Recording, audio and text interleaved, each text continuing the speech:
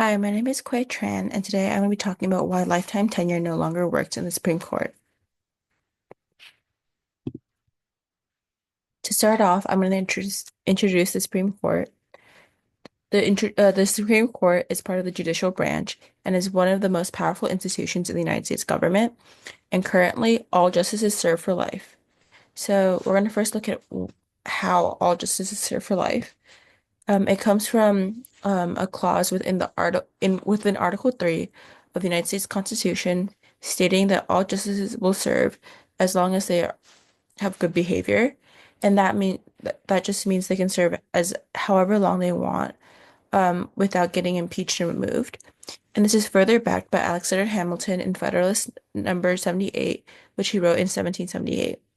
So the intention behind this is to ensure the judicial neutrality, independence, and stability within the Supreme Court, allowing them to have their own power over a che part of their role in the checks and balances of the United States government. And um, Hamilton does state that the Supreme Court is one of the weakest within the government, within the the three branches, and so them having lifetime tenure is their way of yielding power itself. And so the problem with lifetime tenure is it one while it served the country before within modern era, it has a lot of unintended consequences.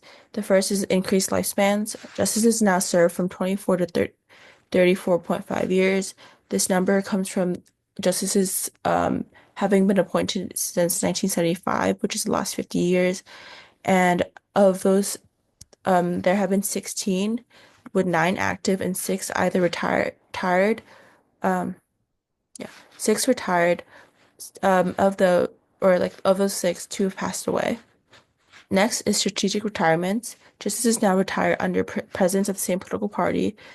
Has always happened, but within the more polarized climate that we see today, um, this has also led to more polarization and partisanship, and we've seen this through very complicated confirmation battles.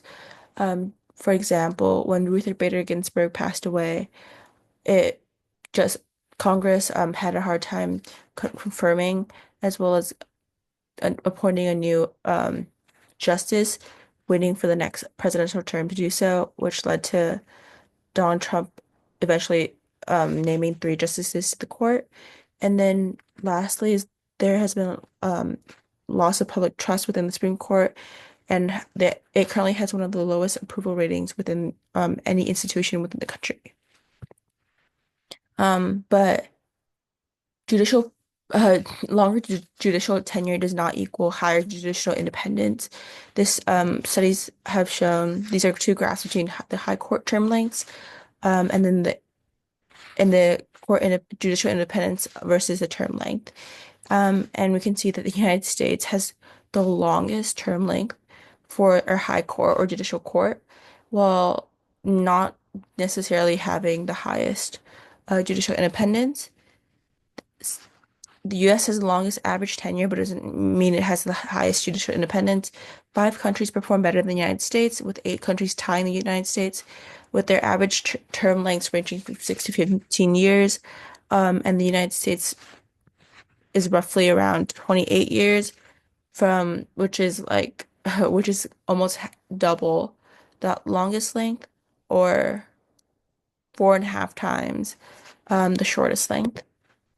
And so there have been many options proposed. One of them is and the most popular one is an 18-year staggered tier system.